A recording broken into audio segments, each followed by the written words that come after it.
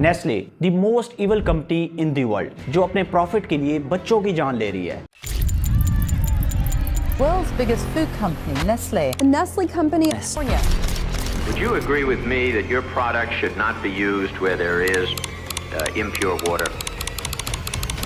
ये आर्टिकल देखे जरा, 2,12,000 बच्चों का हर साल देहांत हो जाता है सिर्फ नेस्ले की फार्मूला मिल्क की वजह से, जिसमें Nestle Cerelac, Nestle Lactogen, Nestle Nangrow और नीडो शामिल है। जबकि नेस्ले लैक्टोजन की वजह से 1960 से लेकर 2015 तक लगभग 1 करोड़ बच्चों का देहांत हो गया। कौन है इसका जिम्मेदार? डॉक्टर्स और नर्सेज, जो आपको कन्विंस करते हैं कि आप अपने बच्चे को नेस्ले लैक्टोजन पिलाएं, जिससे आपका बच्चा हेल्दी होगा। हालांकि नेस्ले खुद एडमिट करता है कि उनकी 60% प्रोडक्ट हेल्दी ही नहीं है। दर हकीकत नेस्ले की ये प्रोडक्ट आपके बच्चों के लिए कैंसर है। नेस्ले अपने प्रॉफिट में इस कदर अंधा हो चुका था कि इन्होंने स्पेशल कैंपेन चलवाई, जिसमें इन्होंने डॉक्टर्स और नर्सेस को हायर किया, और इवन के एशिया और अफ्रीका में तो इन्होंने खवातीन को हायर किया और उन्हें नर्सेस की यूनिफॉर्म पहनाकर डोर टू डोर कैंपेन करवाई, जिसमें उन्होंने मदर्स को कन्विंस किया कि आप अपने बच्चों को ब्रेस्ट फीडिंग की बजाय ये फार्मूला मिल्क पिलाएं, जिसके चलते आज तमाम मदर्स ब्रेस्ट फीडिंग की बजाय अपने बच्चों को फार्मूला मिल्क पिला रही हैं। ये नेस्ले एवरीडे का पैकेट देखे जरा, जिसे आजकल ऑलमोस्ट 85% लोग चाय बनाने के लिए इस्तेमाल कर रहे हैं, लेकिन इस पैकेट पर वाज़ेह लिखा है कि ये दूध है ही नहीं। तो सोचने की बात है, अगर ये दूध नहीं है तो फिर चाय किस चीज की बन रही है? जाहिर है केमिकल्स की। इसके अलावा नेस्ले प्योर वाटर, जो हमारे ही गांव का पानी निकालकर हमें ही महंगे दामों बेच रहे हैं, $10 में वाटर टैंक लेकर, जिससे हजारों बॉटल्स को भरकर लगभग $50,000 नेस्ले कमा रही है। For one tanker load, Nestle pays $10. Once bottled, the same water costs $50,000. They've made tons of money. यही नहीं, बल्कि नेस्ले के सीईओ ने तो यहाँ तक कहा था कि पानी तो ह्यूमन राइट्स में शामिल ही नहीं है, मतलब कि हम जितना चाहे पानी चोरी कर सकते हैं। तो आइए इस वीडियो में नेस्ले की इवल बिजनेस स्ट्रेटेजी को समझते हैं और किस तरह ये नेस्ले लैक्टोजन, सिरिलैक और नैनग्रो वगैरह हमारे बच्चों के लिए कैंसर है। Nestle is the largest food and beverage corporation in the entire world, जो 2000 ब्रांड्स को ओन करती है, जिसमें बच्चों से लेकर बूढ़ों तक सबके लिए प्रोडक्ट्स बनाई जा रही हैं, जिसमें पानी, chocolate, serial, coffee, baby food, ice cream और भी बहुत सारे प्रोडक्ट्स हैं जिनका शायद मैं इस वीडियो में नाम भी नहीं ले सकता। आप जब भी ग्रोसरी शॉपिंग के लिए जाएं और आप नेस्ले की कोई प्रोडक्ट परचेज ना करें, ऐसा पॉसिबल ही नहीं है। साल 1814 फ्रैंकफर्ट में हेनरी नेस्ले का जन्म हुआ, जिन्होंने इस कंपनी की शुरुआत की। वैसे तो हेनरी के पूर्वज ग्लास का काम करते थे, लेकिन हेनरी नेस्ले केमिस्ट्री में इंटरेस्टेड थे, इसलिए उन्होंने अपने बाप दादा की मिरास को छोड़कर फार्मेसी को ज्वाइन कर लिया और फिर कुछ अरसा फार्मेसी पर काम करने के बाद स्विट्जरलैंड चले गए, जहां उन्होंने केमिस्ट्री और मेडिसिन के रिलेटेड कुछ एक्सपेरिमेंट्स किए और वहीं पर ही उन्होंने नेस्ले कंपनी को शुरू किया। और आज भी नेस्ले का हेडक्वार्टर स्विट्जरलैंड में ही मौजूद है। शुरू में हेनरी ने डिफरेंट बिजनेसेस किए, जिसमें उसने लिक्विड्स, विनेगर्स, रम, लेमनेड और इवन के फर्टिलाइजर्स को भी प्रोड्यूस किया, लेकिन अनफॉर्चुनेटली इनमें से उसका कोई भी आइडिया सक्सेसफुल नहीं हुआ। और फिर ठीक 50 साल की उम्र में उसके दिमाग में एक आइडिया आया जब वो एक न्यूज़पेपर पढ़ रहे थे और उसमें लिखा था कि इन्फेंट मोर्टेलिटी रेट बढ़ चुकी है, जिसका मेन कारण था ब्रेस्ट फीडिंग, क्योंकि कुछ खवातीन अपने बच्चों को ब्रेस्ट फीड नहीं कर पाती थी और कुछ बच्चों को ब्रेस्ट मिल्क से एलर्जी थी। अब हेनरी ने इसको नेस्ले के लिए एक अपॉर्चुनिटी समझा, क्योंकि अब ब्रेस्ट फीडिंग के मुकाबले में अल्टरनेटिव्स की जरूरत थी, जिससे लाखों बच्चों की जान को बचाया जा सकता था। इसके बाद हेनरी ने ब्रेस्ट मिल्क के रिलेटेड स्टडी शुरू कर दी कि आखिर ब्रेस्ट मिल्क की कॉम्पोजिशन क्या होती है, कितनी मात्रा में प्रोटीन्स और न्यूट्रिएंट्स शामिल होते हैं। इसके बाद फाइनली 1867 में हेनरी ने first baby formula milk introduce करवाया, जो कि एक्चुअल में गाय के दूध, फ्लोर और शुगर का मिक्सचर था। इसके बाद हेनरी ने नेस्ले कंपनी की शुरुआत की और फिर इस मिल्क को बेचना शुरू कर दिया। अब यहाँ पर गौर करें तो हेनरी की नीयत साफ थी, वो लाखों बच्चों की जान को बचाना चाहते थे। हेनरी का फार्मूला मिल्क फटाक से फेमस हो गया, ऑर्डर्स इतने बढ़ने लग गए कि हेनरी को फैक्ट्री लगाना पड़ गई। और फिर इस फार्मूला मिल्क से हेनरी ने इतने नोट छापे कि हेनरी ने एक और प्रोडक्ट को लॉन्च करने का फैसला किया, जिसके चलते उसने स्विट्जरलैंड के चॉकलेटियर के साथ एक पार्टनरशिप की और फर्स्ट नेस्ले चॉकलेट को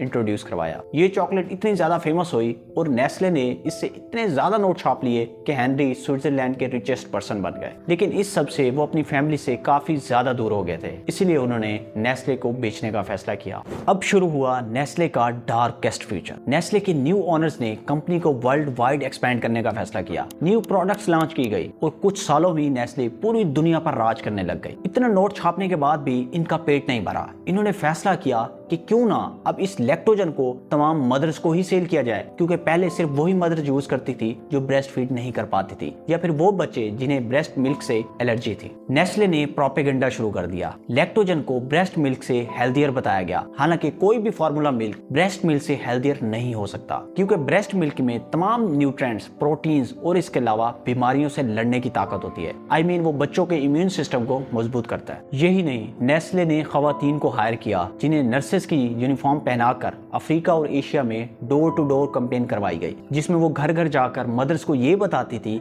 कि ये लैक्टोजन आपके ब्रेस्ट मिल्क से ज्यादा हेल्दियर है। सिर्फ यही नहीं, बल्कि हॉस्पिटल्स में भी डॉक्टर्स को पैसे दिए गए और उन्हें ये कहा गया कि न्यू बोर्न बेबीज के मदर्स को ये फार्मूला मिल्क सजेस्ट करें। अब आप खुद अंदाजा लगाएं कि जब आपको डॉक्टर या फिर नर्सेज ये कहे कि ये लैक्टोजन आपके ब्रेस्ट मिल्क से ज्यादा हेल्दियर है, तो जाहिर आप उन्हीं की बात मानेंगे। आजकल सेम यही हॉस्पिटल्स में हो रहा है। इन डॉक्टर्स और सो कॉल्ड नर्सेस को कमीशन मिलता था। जितने ज्यादा लैक्टोजन सेल करते थे उतना ज्यादा पैसा। इवन के शुरू में तो इन्होंने फ्री में भी सैंपल्स को बांटा। अब इस सब के चलते तमाम मदर्स अपने बच्चों को लैक्टोजन देने लग गए, जिससे नेस्ले की धड़ाधड़ सेल हो रही थी और ये कंपनी अपने न्यू प्रोडक्ट्स को लॉन्च करते जा रही थी। अब नेस्ले की एक और इवल स्ट्रेटेजी देखे जरा। अब जो लोग शुरू में लैक्टोजन को अफोर्ड कर रहे थे तब तक तो ठीक था, जब वो अफोर्ड नहीं कर पाते थे तब तक उन मदर्स का ब्रेस्ट मिल्क नेचुरली प्रोड्यूस होना बंद हो जाता था। मतलब कहने का ये है कि उनकी मजबूरी बन जाती थी कि वो लैक्टोजन हर हाल में लें, अदरवाइज उन्हें अपने बच्चों से हाथ धोना पड़ जाता था। अब इसके अलावा नेस्ले को इससे भी कोई फर्क नहीं पड़ता था कि अफ्रीका जो कि सबसे बड़ा कंज्यूमर था लैक्टोजन का,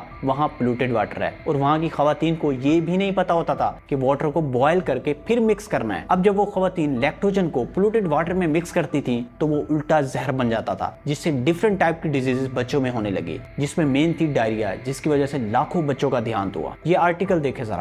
1960 से 2015 तक लगभग 1 करोड़ बच्चों का देहांत हो गया सिर्फ लैक्टोजन, सिरिलैक और ये नैन ग्रो वगैरह से, जबकि 2 लाख बच्चों का हर साल देहांत हो रहा है इन्हीं फार्मूला मिल्क से। अब बात करते हैं कि ये आखिर लैक्टोजन काम कैसे करता है। जैसे मैंने आपको पहले बताया कि जब ये शुरू में बनाया गया था तो ये काउ मिल्क, फ्लोर और शुगर का मिक्सचर था। आज भी कुछ इंग्रेडिएंट्स ऐसे ही हैं, लेकिन कुछ और चीजें भी इसके अंदर शामिल की गई हैं। ये लैक्टोजन जब तक आप अपने बच्चे को खिलाते रहेंगे तब तक बच्चा आपका हेल्दी रहेगा। आई मीन ये स्टीरॉइड्स की तरह काम करता है। जैसे ही आप ये खिलाना बंद कर देंगे या पिलाना बंद कर देंगे तो आपका बच्चा कमजोर हो जाएगा। अब फिर जब बच्चा कमजोर होगा तो आप तो ये समझेंगे कि ये काफी ज्यादा हेल्दी है, आप अगेन दोबारा शुरू करा देंगे, क्योंकि इसमें इसकी काफी ज्यादा वैरायटीज शामिल हैं। 0 से 6 माह तक, 1 साल से 2 साल तक और फिर 2 साल से 3 साल तक। मतलब कहने का ये है कि इन्होंने एक इवल स्ट्रेटेजी बनाई हुई है अपने बिजनेस को चलाने के लिए। आखिर कौन है इस सब का जिम्मेदार? इन माय ओपिनियन ये सब डॉक्टर्स जो आपका बच्चा पैदा होते ही आपको पर्ची थमा देते हैं कि जाकर ये लैक्टोजन ले आए या फिर ये इंपोर्टेड मिल्क का डब्बा ले आए। असल में देखा जाए तो ये खुद इस धंधे का हिस्सा बने हुए हैं। इन्हें ये कंपनीज कुछ बेनिफिट्स देती हैं जिसके चलते ये लैक्टोजन वगैरह के डिस्ट्रीब्यूटर बने हुए हैं। साल 1978 जब नेस्ले एग्जीक्यूटिव्स को अमेरिकन सेनेट के सामने पेश होना पड़ा, जिसमें सेनेटर्स ने उनसे ये पूछा कि उनके formula milk I mean lactogen से बच्चों की डेथ क्यों हो रही है या फिर बच्चे बीमार क्यों हो रहे हैं, तो उन्होंने ये कहा, Would you agree with me that your product should not be used where there is impure water? Yes or no? We give all the instructions. Just answer. What is your position? Of course not, but we cannot cope with that. Of the use of your product in those circumstances in the developing part of the world, do you feel that you have any responsibility? We can't have that responsibility, sir. May I make a reference to... You can't have that responsibility? No. जिसके बाद 1981 में WHO ने new regulations को जारी किया, जिसमें उन्होंने कहा कि ब्रेस्ट मिल्क को फार्मूला मिल्क से कंपेयर नहीं किया जा सकता। इस सब के बाद नेस्ले को कुछ वक्त के लिए काफी ज्यादा नुकसान हुआ, बाइकॉट्स किए गए, लेकिन फिर नेस्ले ने अगेन डॉक्टर्स और हॉस्पिटल से प्रमोशन करवाना शुरू कर दी, फ्री सैंपल्स दिए गए और हॉस्पिटल्स में जाकर एडवर्टाइजिंग की गई। आज आप अगर खुद इर्द गिर्द देखें तो हॉस्पिटल्स में जब भी बच्चा पैदा होता है तो डॉक्टर्स फार्मूला मिल्क रिकमेंड करते हैं बजाय ब्रेस्ट मिल्क के, जो बच्चे के लिए काफी ज्यादा हेल्दी है। अब बात करते हैं नेस्ले वाटर माफिया की। नेस्ले $10 में टैप वाटर का एक टैंक खरीदकर उसी टैंक में से हजारों पानी की बोतल्स को भरकर लगभग $50,000 का प्रॉफिट कमा रही है। For one tanker load, Nestle pays $10. Once bottled, the same water costs $50,000. They've made tons of money. यही नहीं बल्कि हमारे ही गांव से पानी को चुराकर फिर हमें ही महंगे दामों पानी बेचा जा रहा है, जिसकी वजह से हमारे गांव में पानी की सतह नीचे जा रही है। यही नहीं बल्कि नेस्ले के CEO ने तो यहाँ तक कह दिया था कि पानी तो ह्यूमन राइट ही नहीं है। चाहे हम पानी चोरी कर लें, ये तो पब्लिक राइट ही नहीं है। Die eine Anschauung, extrem würde ich sagen, wird von einigen von den NGOs vertreten, die darauf pochen, dass Wasser zu einem öffentlichen Recht erklärt wird. बात सिर्फ यहाँ खत्म नहीं हुई बल्कि 2013 में नेस्ले ने पाकिस्तान के गांव भाटी दिलवान में डीप डगिंग से पानी को निकाला, जिसकी वजह से पानी की सतह नीचे चली गई और गांव वालों को गंदा पानी पीने को मिल रहा था, जिसकी वजह से बच्चे बीमार हो रहे थे। और फिर नेस्ले के काम चेक करें कि उसी गाँव के पानी को चोरी करके उसी गाँव के लोगों को महंगे दामों बेचा जा रहा था, जिसके बाद सुप्रीम कोर्ट ऑफ पाकिस्तान ने एक्शन लिया और उन्होंने ऑडिट करवाने का कहा। जो सामने आया वो आपको शॉक कर देगा। नेस्ले ने 2013 से लेकर 2017 तक 4.43 बिलियन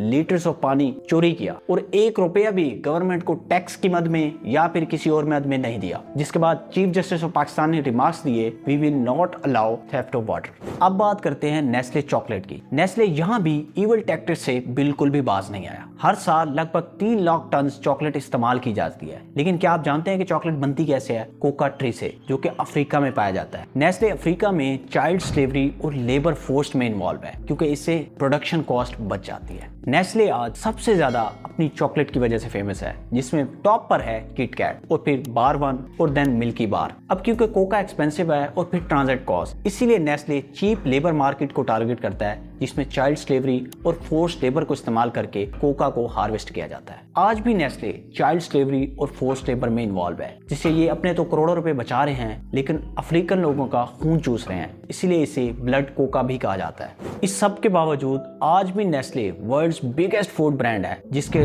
2000 से ज्यादा ब्रांड्स हैं, जबकि ये 190 कंट्रीज में फैली हुई है और लगभग पूरी दुनिया में 376 फैक्ट्रीज हैं, जहां से ये कंपनी सालाना अरबों डॉलर्स रेवेन्यू जनरेट कर रही है।